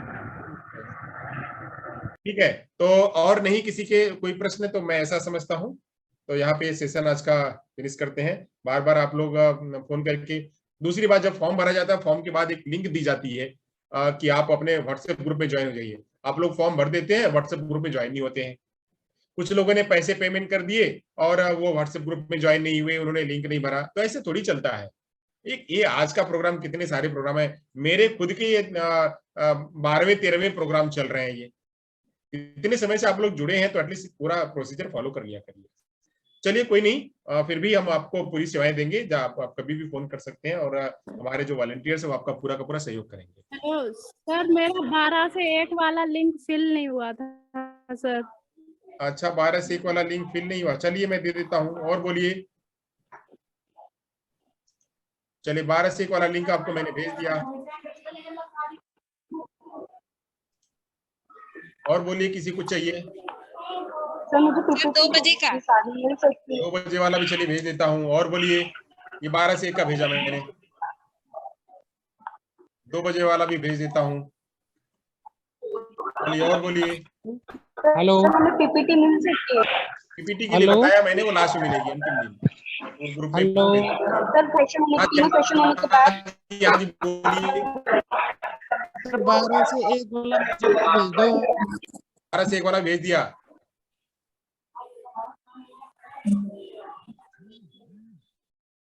चलिए और बोलिए, किसी कोई है?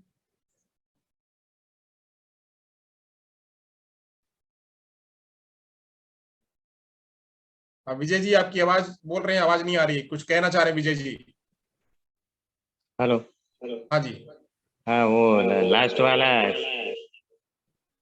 सेशन दे लीजिए। हाँ। चलिए, so thank you so much, मिलते हैं कल 9:40 पे लिंक खोली जाएगी, जुड़ जाएगा सभी लोग।